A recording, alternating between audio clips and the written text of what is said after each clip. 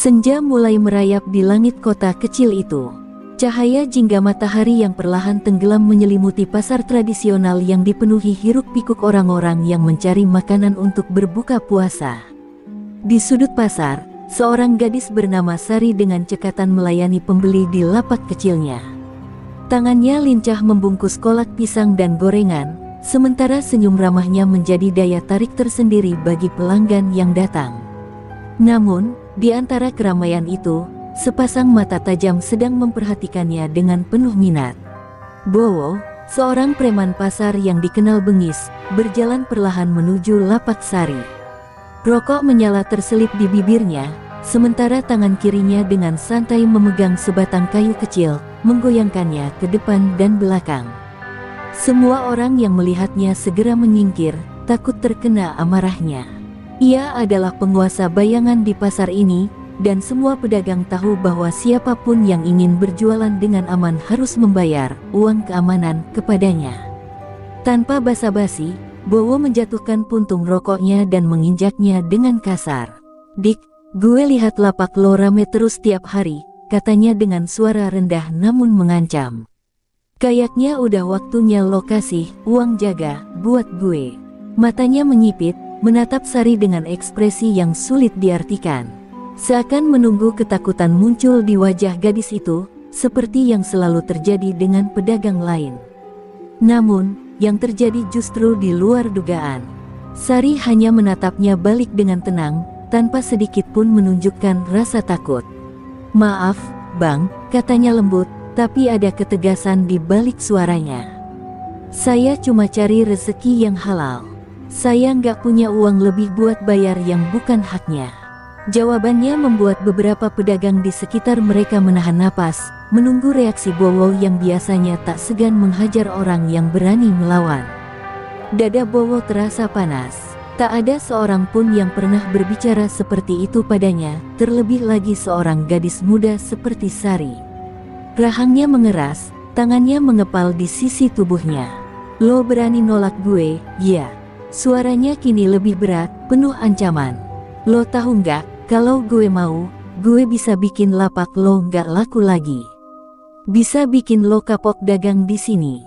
Sari tetap berdiri tegak, matanya menatap Bowo tanpa gentar. "Kalau Bang Bowo mau ambil hak orang lain, itu urusan Bang," katanya pelan. "Tapi saya percaya, rezeki itu urusan Tuhan. Selama saya jujur, saya nggak takut." Kata-kata itu bukan teriakan perlawanan, bukan pula tantangan, tapi justru itulah yang membuat Bowo semakin tersinggung. Seketika, suasana pasar menjadi lebih sunyi. Para pedagang tak lagi sibuk menjajakan dagangannya. Semua mata tertuju pada konfrontasi antara preman pasar dan gadis penjual takjil itu. Beberapa di antara mereka ingin membantu Sari, tapi tak ada yang cukup berani untuk menghadapi Bowo.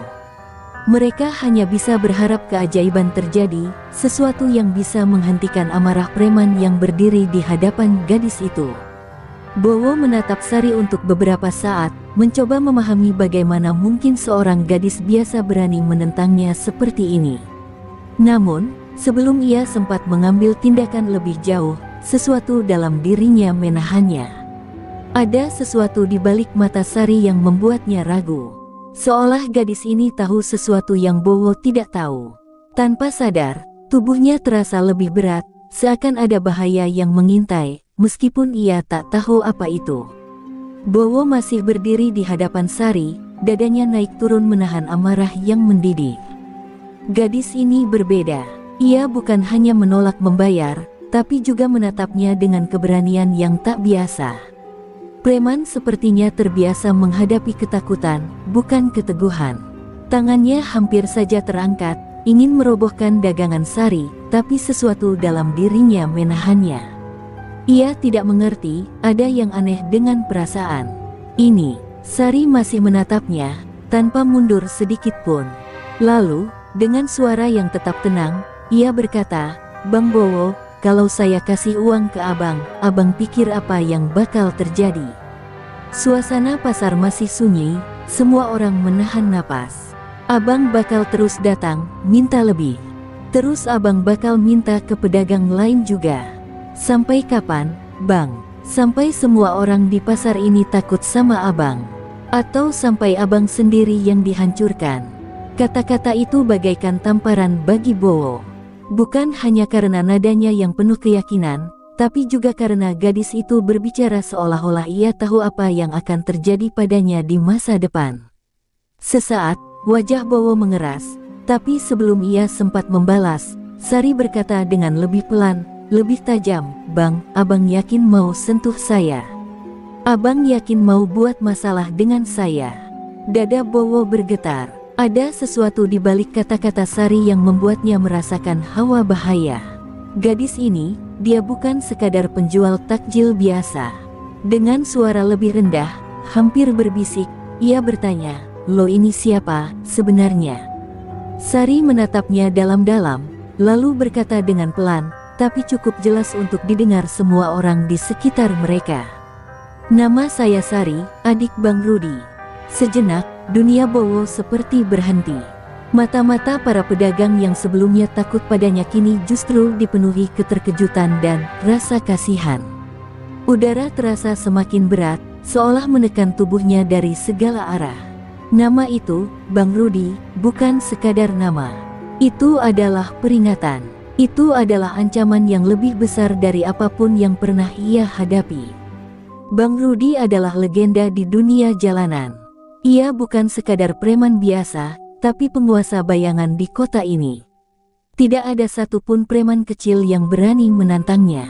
Ia dikenal kejam, tak kenal ampun, dan yang paling penting, ia sangat melindungi keluarganya.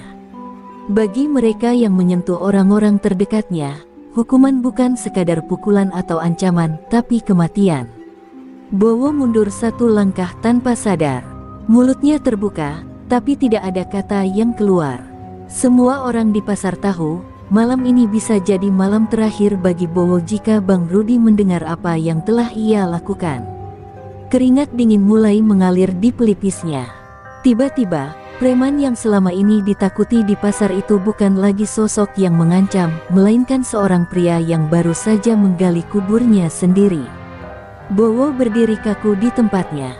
Nama itu, Bang Rudi, terngiang di kepalanya seperti lonceng kematian yang bergema tanpa henti. Ia merasa seolah seluruh tubuhnya kehilangan tenaga. Para pedagang yang sebelumnya takut padanya kini justru menatapnya dengan kasihan. Mereka tahu, nasib Bowo sudah di ujung tanduk. Ia bukan lagi penguasa pasar ini, ia hanya seorang pria yang telah melakukan kesalahan terbesar dalam hidupnya. Sari masih menatapnya tanpa rasa takut. Tidak ada senyum kemenangan di wajahnya, tidak ada ejekan. Hanya ketenangan yang justru semakin membuat Bowo merasa terpojok. Gadis itu bahkan tidak perlu mengancamnya secara langsung. Dengan hanya menyebut nama kakaknya, ia telah menghancurkan harga diri Bowo seketika. Tanpa berkata apa-apa lagi, Bowo berbalik dan berjalan menjauh dari lapak Sari. Langkahnya cepat, hampir seperti orang yang kabur. Ia tidak peduli dengan tatapan orang-orang di sekitarnya, tidak peduli dengan bisik-bisik yang kini menggema di seluruh pasar. Ia hanya ingin pergi, jauh dari situasi yang baru saja ia ciptakan. Namun, tak peduli seberapa jauh ia melangkah, ketakutan itu tetap mengikutinya. Malam mulai turun saat Bowo tiba di kontrakannya, sebuah kamar sempit di gang belakang pasar. Tangannya gemetar saat ia membuka pintu dan segera menguncinya kembali setelah masuk. Napasnya masih tersengal, pikirannya kacau. Sial, ia meninju meja kayu di hadapannya, membuat gelas kopi yang belum habis bergetar.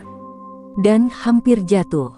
Ia telah melakukan banyak hal buruk dalam hidupnya, memalak, berkelahi, bahkan melukai orang. Tapi tidak pernah sebelumnya ia merasa begitu dekat dengan kematian seperti sekarang. Telepon genggamnya bergetar di atas meja. Bowo menatapnya dengan ngeri, seakan benda itu adalah kutukan yang akan menentukan ajalnya. Dengan tangan gemetar, ia meraihnya dan melihat nama yang tertera di layar. Jamal, salah satu tangan kanan Bang Rudi. Bowo menelan ludah, keringat dingin mengalir di pelipisnya. Tidak ada gunanya menghindar, mereka pasti akan menemukannya, cepat atau lambat. Dengan ragu, Ia menggeser layar dan menempelkan ponsel ke telinganya. "Halo." Suaranya terdengar lebih kecil dari biasanya. Suara di seberang terdengar dingin dan tanpa emosi. "Bowo, Bang Rudi mau ketemu lo. Sekarang." Tidak ada penjelasan lain, tidak ada pilihan. Jantung Bowo seakan berhenti berdetak. Tangannya semakin berkeringat, tubuhnya terasa lebih berat dari sebelumnya. Ia ingin menolak, ingin kabur sejauh mungkin. Tapi ia tahu satu hal yang pasti, tidak ada yang bisa lari dari Bang Rudi. Bowo berdiri di depan sebuah rumah besar yang tersembunyi di pinggiran kota. Bukan rumah mewah, tapi cukup besar untuk menandakan pengaruh pemiliknya. Cahaya lampu di teras menerangi wajahnya yang dipenuhi keringat. Dua pria berbadan tegap berdiri di depan pintu, menatapnya dingin tanpa berkata sepatah kata pun. Mereka tahu siapa Bowo, tapi malam ini, ia bukan teman. Ia adalah orang yang harus dihakimi. Dengan tangan gemetar, Bowo melangkah masuk setelah salah satu pria itu membuka pintu. Ruangan itu penuh dengan asap rokok dan suara rendah percakapan yang langsung terhenti begitu ia masuk. Di tengah ruangan, duduk seorang pria yang selama ini hanya ia dengar namanya dari cerita orang-orang, Bang Rudi. Bang Rudi tampak santai, mengenakan kemeja hitam dengan lengan tergulung. Tangan kirinya memegang gelas berisi teh hangat, sementara tangan kanannya dengan perlahan memutar cincin di jarinya. Sorot matanya tajam, menusuk ke dalam dada Bowo seperti pisau. Tanpa berkata apa-apa, ia mengisyaratkan agar Bowo duduk di kursi kayu di depannya. Bowo menelan ludah, lalu duduk dengan canggung. Ia bisa merasakan tatapan puluhan mata mengawasinya, mengukur setiap gerak-geriknya. Udara di ruangan itu begitu berat, seakan setiap tarikan napas bisa menjadi yang terakhir. Bang Rudi akhirnya bersuara. Suaranya pelan namun penuh wibawa. "Gue dengar lo ganggu adik gue." Tubuh Bowo seakan membeku. Ini adalah momen yang ia takuti sejak pertama kali mendengar nama Bang Rudi dari mulut Sari. Ia mencoba berbicara, tapi suaranya serak. "Bang, saya nggak tahu dia adik Bang Rudi. Saya benar-benar nggak tahu," ucapnya dengan suara gemetar. Bang Rudi tidak bereaksi, hanya menatapnya dalam-dalam. "Kalau lo tahu, apa lo bakal tetap malakin dia?" tanyanya. Tidak ada emosi dalam suaranya, tapi justru itu yang membuat Bowo semakin takut. Bowo menunduk. Ia tahu jawaban jujurnya tidak akan menyelamatkannya. "Saya salah, Bang, saya siap tanggung jawab." Ia tak bisa berpikir jernih, tak tahu harus berkata apa agar bisa keluar dari ruangan itu dengan selamat. Bang Rudi menarik napas dalam-dalam, lalu meletakkan gelasnya di atas meja. Ia menatap Bowo seolah sedang mempertimbangkan sesuatu. "Lo pikir ini cuma soal lo malakin orang?" tanyanya, nada suaranya sedikit naik. "Ini soal harga diri, Bowo. Lo pikir gue bakal diem aja kalau ada orang yang berani sentuh keluarga gue?" Bowo semakin menunduk, dadanya terasa sesak. Ia tahu, tak peduli apapun alasannya, malam ini hidupnya ada di tangan Bang Rudi. Ruangan itu begitu sunyi hingga suara detak jam di dinding terdengar jelas di telinga Bowo. Bang Rudi masih menatapnya, tatapan yang tak bisa diterjemahkan, bukan sekadar marah, tapi seakan sedang menilai apakah Bowo pantas hidup atau tidak. Orang-orang di sekitar mereka menunggu dengan tegang, beberapa sudah siap bertindak jika pemimpin mereka memberikan perintah. Bowo menggigit bibirnya, menunggu vonis yang akan dijatuhkan. Ia tahu Bang Rudi bukan tipe orang yang memberi peringatan dua kali. Jika sudah dianggap musuh, maka tamatlah riwayatnya. Kakinya terasa berat, seakan terantai ke lantai kayu tempat ia duduk. Tak ada jalan keluar. Namun, yang terjadi selanjutnya justru di luar dugaan. Alih-alih memberi perintah untuk menghajarnya, Bang Rudi justru menyandarkan punggungnya ke kursi dan tertawa kecil, tawa yang dingin dan penuh makna. "Gue bisa aja langsung suruh anak-anak gue buat ngelenyapin lo sekarang," katanya santai. "Tapi jujur aja, gue penasaran, lo tahu siapa gue, tapi lo masih berani datang ke sini. Lo pikir lo bisa lolos?" Bowo mendongak, mencoba mencari tahu apa maksud di balik kata-kata itu. "Saya tahu saya salah, Bang," suaranya bergetar. "Tapi saya juga tahu, kalau saya lari, saya bakal tetap dikejar.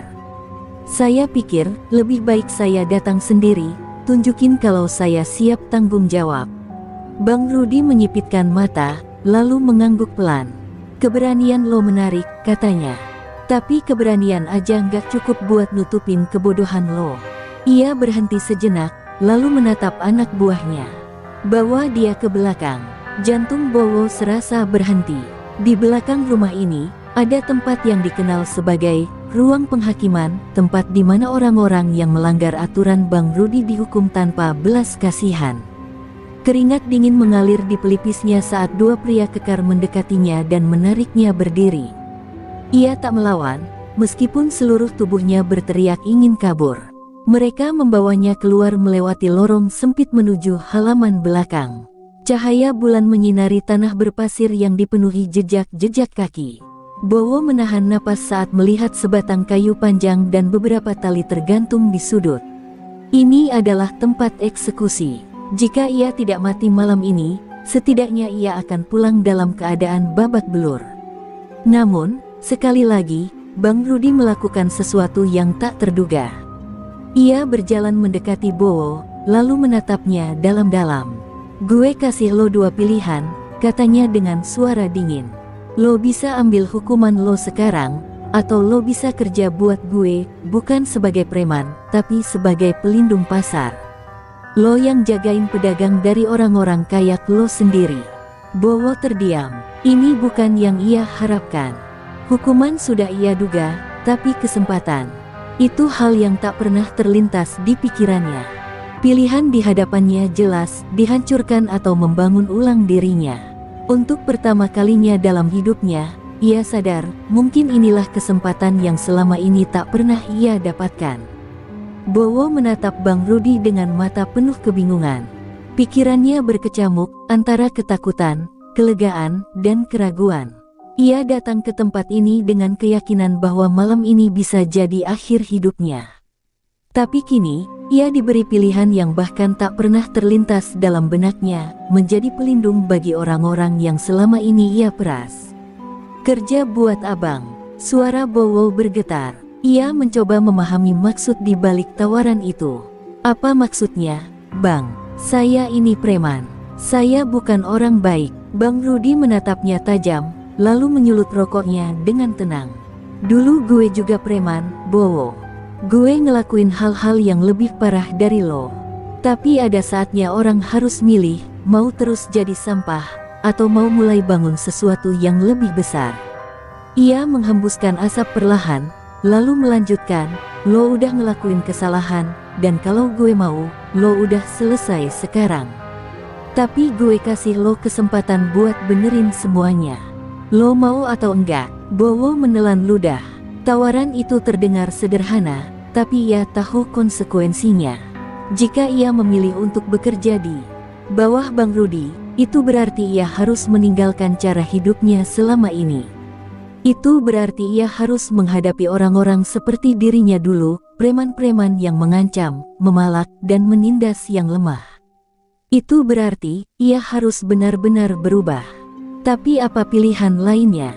Jika ia menolak, Bang Rudi tak akan memberi kesempatan kedua. Jika ia memilih hukuman, belum tentu ia akan keluar dari tempat ini hidup-hidup. Dan bahkan jika ia selamat, kemana lagi ia bisa pergi? Dunia jalanan tak pernah memberi belas kasihan bagi mereka yang dianggap lemah. Bowo menarik napas dalam, lalu mengangkat kepalanya, menatap Bang Rudi dengan keyakinan yang baru tumbuh dalam dirinya. "Kalau saya terima, apa jaminan abang kalau saya nggak cuma dijadiin umpan buat dibantai preman-preman lain?" Bang Rudi tersenyum kecil, tapi senyum itu penuh dengan arti. "Jaminan gue adalah nama gue sendiri," katanya pelan tapi penuh tekanan. "Selama lo kerja buat gue, nggak ada yang bakal sentuh lo. Tapi kalau lo main-main, lo tahu sendiri akibatnya."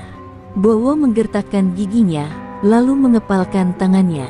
Ia tahu ini bukan pilihan yang mudah, tapi ia juga sadar ini mungkin satu-satunya jalan yang bisa menyelamatkan hidupnya. Dengan suara pelan tapi mantap, ia berkata, "Saya terima, Bang." Bang Rudi mengangguk pelan, lalu melempar puntung rokoknya ke tanah dan menginjaknya dengan tumit. "Bagus," katanya singkat. "Mulai besok, lo bukan preman lagi. Lo kerja buat gue. Dan lo mulai dengan satu tugas pertama, balik ke pasar, dan pastikan nggak ada satupun preman yang berani sentuh pedagang di sana." Keesokan paginya, Bowo melangkah ke pasar dengan perasaan campur aduk. Matahari baru saja naik, tapi hiruk-pikuk pedagang sudah memenuhi jalanan sempit. Aroma makanan, suara tawar-menawar, dan langkah kaki yang tergesa-gesa membentuk kehidupan yang dulu hanya ia lihat sebagai ladang pemalakan. Tapi kali ini, ia datang dengan peran yang berbeda. Langkahnya berat, bukan karena lelah, tetapi karena tatapan orang-orang di sekelilingnya. Para pedagang yang dulu gemetar saat melihatnya kini menatap dengan penuh waspada. Mereka tidak tahu apakah Bowo benar-benar berubah atau hanya mencari celah untuk kembali menindas mereka. Bahkan Sari, yang tengah mengatur dagangannya, berhenti sejenak saat melihatnya datang. Tatapan gadis itu tidak menunjukkan ketakutan, melainkan sesuatu yang lebih tajam, keraguan. Bowo menarik napas dalam dan melangkah mendekat ke lapak Sari. "Pagi," katanya dengan suara yang lebih pelan dari biasanya. Ia mencoba terlihat setenang mungkin, tapi dalam hatinya ada ketegangan yang sulit diabaikan. Sari menyilangkan tangannya di dada. "Jadi, sekarang abang datang bukan buat malak, tapi buat jaga pasar." Nada suaranya tidak sinis, tapi juga tidak ramah. Ia ingin tahu apakah Bowo benar-benar serius dengan peran barunya. Bowo mengangguk. "Bang Rudi kasih tugas ke saya," jawabnya. "Saya nggak bisa hapus apa yang udah saya lakuin di sini, tapi saya bisa pastiin nggak ada lagi yang ngalamin apa yang saya lakuin dulu." Kata-kata itu keluar lebih mudah daripada yang ia kira, mungkin karena ia benar-benar ingin menebus kesalahannya. Sari menatapnya beberapa detik, lalu menghela napas. "Kita lihat aja, Bang," katanya akhirnya. "Tapi kalau abang bohong, abang sendiri yang bakal rugi." Bowo belum sempat menjawab ketika tiba-tiba terdengar suara gaduh di ujung pasar. Beberapa pedagang berlarian, dan teriakan ketakutan mulai menggema. Seorang pria berbadan besar dengan tato di lengannya sedang berteriak marah, menarik kerah seorang pedagang tua. "Lo pikir bisa dagang di sini tanpa bayar upeti?" Hah. Darah Bowo mendidih. Ia mengenali pria itu, Jamal, salah satu preman yang dulu sering bekerja sama dengannya. Dan sekarang, tugas pertamanya sebagai pelindung pasar telah tiba. Tanpa berpikir panjang, Bowo melangkah maju, menegakkan tubuhnya. Ia tahu, ini adalah momen di mana ia harus membuktikan bahwa ia bukan lagi Bowo yang dulu. Bowo berjalan dengan mantap ke arah keributan.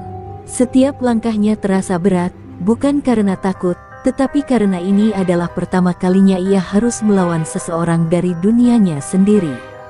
Jamal, preman bertubuh kekar dengan wajah garang, masih mencengkeram kerah baju pedagang tua itu. Wajah si pedagang pucat, tubuhnya bergetar ketakutan. "Jamal!" Suara Bowo menggema di antara riuhnya pasar. Semua mata langsung tertuju padanya. Para pedagang menahan napas, menunggu apa yang akan terjadi selanjutnya. Jamal menoleh dengan dahi berkerut, lalu menyeringai saat menyadari siapa yang memanggilnya. "Bowo, hah, gue kira lo udah kabur keluar kota," ejek Jamal sambil melepaskan cengkeramannya. Ia berjalan mendekat, menatap Bowo dari ujung kepala hingga kaki. "Atau jangan-jangan, lo sekarang jadi anjingnya Bang Rudi?" Suaranya penuh hinaan, membuat beberapa orang yang mendengar bergidik nyeri. Bowo menghela napas, mencoba menahan emosinya. Ia tahu Jamal sedang berusaha memancingnya. "Gue di sini bukan buat cari ribut, Jamal. Lepasin mereka, dan jangan ada lagi yang coba-coba malakin pedagang di pasar ini." Jamal tertawa keras, seolah ucapan Bowo adalah lelucon terbesar yang pernah ia dengar. "Lo dengar, nggak? Bowo sekarang mau jadi pahlawan. Hahaha." Beberapa anak buah Jamal ikut tertawa, tapi ada sesuatu di mata mereka, keraguan. Mereka tahu bahwa jika Bowo benar-benar bekerja untuk Bang Rudi, maka menentangnya sama saja dengan menantang penguasa jalanan kota ini. Tawa Jamal mereda perlahan, dan matanya berubah tajam. Dengar, Wo, dunia kita nggak berubah cuma karena lo tiba-tiba pengen jadi orang baik. Lo pikir Bang Rudi bakal selalu ada buat lo. Begitu lo nggak berguna, dia bakal buang lo kayak sampah. Bowo mengepalkan tangan, tapi ia tetap berusaha menjaga ketenangannya. Mungkin, katanya pelan, tapi sekarang, gue tahu apa yang gue lakuin. Dan kalau lo nyentuh satu pedagang lagi di sini, lo bakal berurusan sama gue. Langsung, Jamal menatapnya tajam, mencoba membaca apakah ancaman itu sungguhan. Ketegangan di udara begitu pekat, siap meledak kapan saja. Namun, setelah beberapa detik yang terasa seperti selamanya, Jamal akhirnya mendengus. Terserah lo, Wo, tapi ingat ini baik-baik, gue nggak lupa siapa lo sebenarnya. Dengan gerakan kasar, Jamal meludah ke tanah lalu berbalik pergi, diikuti anak buahnya. Para pedagang yang sedari tadi menahan napas akhirnya menghela lega. Beberapa mulai berbisik, masih tak percaya dengan apa yang baru saja mereka lihat. Sari menatap Bowo dari jauh, matanya penuh tanda tanya. Bowo berdiri diam, merasakan keringat dingin mengalir di pelipisnya. Ini baru awal. Ia tahu betul, hari ini ia mungkin berhasil mengusir Jamal tanpa perlawanan. Tapi dunia jalanan tidak pernah melupakan, dan Jamal pasti akan kembali. Dan ketika saat itu tiba, Bowo harus benar-benar siap.